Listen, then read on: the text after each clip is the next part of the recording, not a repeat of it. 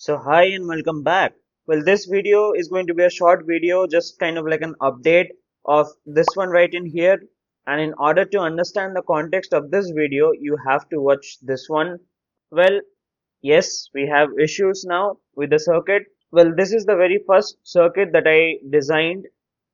This is the board where I soldered everything first.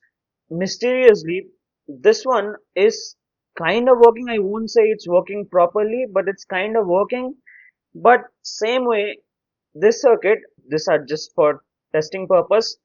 This one, it has all the same components, everything is same, but this one is just not working. I'll show you in a minute what is happening, but this is not working. This is kind of working, and it's very mysterious. Well, right away in the circuit, there is something wrong that I could find. I hope you can see. Well, this BC337 that I have used in here, the pin configuration is all wrong. You see, the BC337, the emitter is pin 3 and the collector is pin 1. And here is just reversed. Well, I was not having any BC337 with me the time when I soldered this. So I used the 5551 or 2N5551 transistor, which is having a pin configuration like this, where the emitter is pin 1 and the collector is pin 3. Obviously, I can put the BC337 facing this way, like towards me, same way as in like the TL431, it should be facing this way. In that way, we can place a BC337 also in here, because only difference is the collector and emitter pins. The base pin is still the second pin. But anyways, I was having this 2N5551, so I used it here. So this is one thing that is wrong in here. I don't know if you can see or not, but I'm powering this with 9 volts at this moment. Let's put this in here. Okay. So we have a sine wave and the frequency is 1.67 kilohertz. The frequency is also correct, but as you can see, it did jump around when I switched it on. Now let me change the amplitude of this. See the way it's jumping around before stabilizing. So let's switch it on. I'll set it to 12 volts in here. Let me connect the oscilloscope and then okay, now we are getting the signal out, but as you can see, it's jumping around, and actually what is happening is it's trying to stabilize the oscillation at a particular amplitude. Now it's stabilized. I'm going to make it auto. So as you can see, it's a very clean sine wave, but now if I change it, well, this part is for changing the, it's very sensitive circuit, so this spot is for changing the amplitude of the sine wave, and this multi-turn potentiometer is for setting the initial gain. As I explained in my previous video, the initial gain must be more than 1, then only it will oscillate, then it will be equals to 1, then it will sustain the oscillation. So now if I change it, see, it will try to adjust at this point.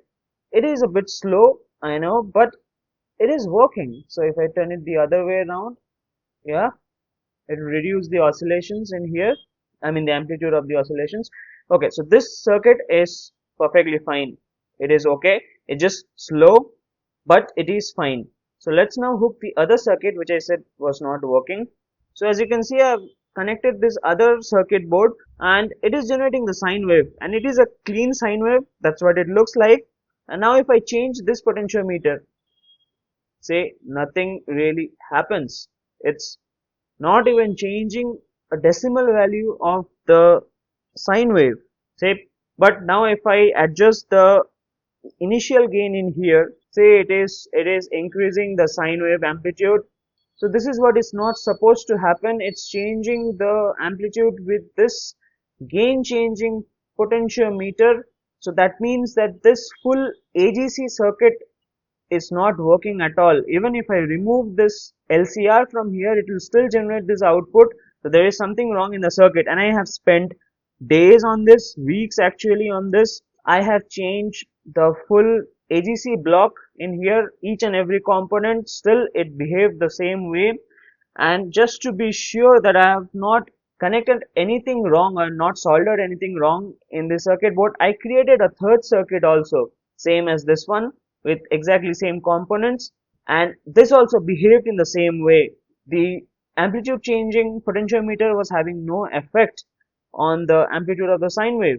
Instead, this gain changing was working, so the AGC block is not at all working. But that's not the end of the world, because after, I think, 1.5 weeks, I was able to know why this is not working, what is the issue with this circuit.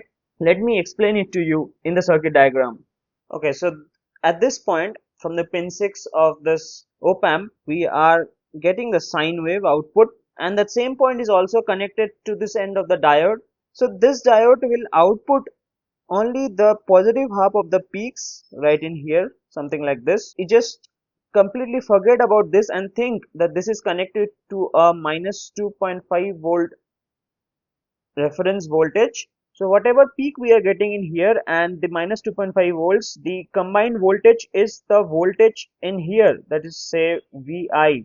And if we adjust this potentiometer, the voltage at this point, that is going into the pin 2 or the inverting pin of this integrator circuit, say VO, and depending on this voltage we are integrating this, and that output is going to the transistor, and the transistor is controlling the LED current in here. And basically LED current, if we are controlling, we are actually controlling the brightness of the LED. So brighter the LED, lesser the resistance in here, lesser the brightness, more the resistance in here, because initially it will be in mega ohms, this resistance value, and when it's fully lit, I think it will be something around 50 ohms or something. So depending on how much current we are putting into our LED, our resistor value will also change, or will have a swing in the resistor value depending on the current that we are feeding the LED inside the LCR. So the issue that is happening is the swing that is happening in this resistor is way too less compared to this 10 ohms.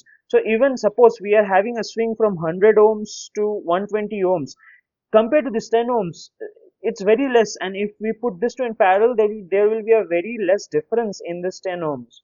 How to solve this? Very easy. You just change this from 10 ohms to something 50 to 100 ohms. I won't recommend 100 ohms because, see, potentiometer that I'm using in here is already 100 ohms. If you are putting 100 ohm resistor in here, then put a 200 ohm resistor in this point. I mean the potentiometer, 200 ohm potentiometer in here, and a 100 ohm resistor in here. So I am going to put 50 ohm or 51 ohm, basically 51 ohm resistor in this point, and this will be 100 ohm as usual.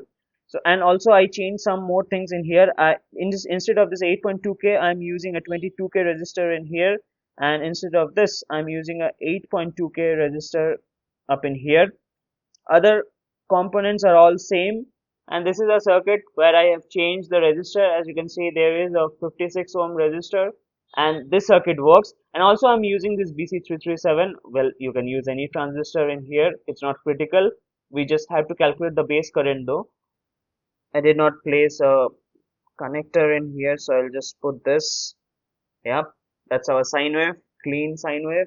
Now if I change, well, I don't know if you can see, I will change this potentiometer in here.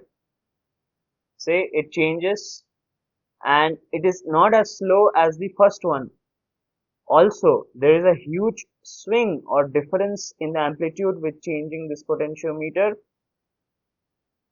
So now this works properly. I know we need to check it in ARTA software for the THD measurement, and that will obviously come in the part 2. This is a short video which is only covering what mistake was there in the circuit, and this is the change circuit now. As you can see, I've changed the parallel resistor, and also those resistor changes which I showed you earlier, 22k in here and 8.2k in here. Also, I corrected the alignment of the BC337 transistor.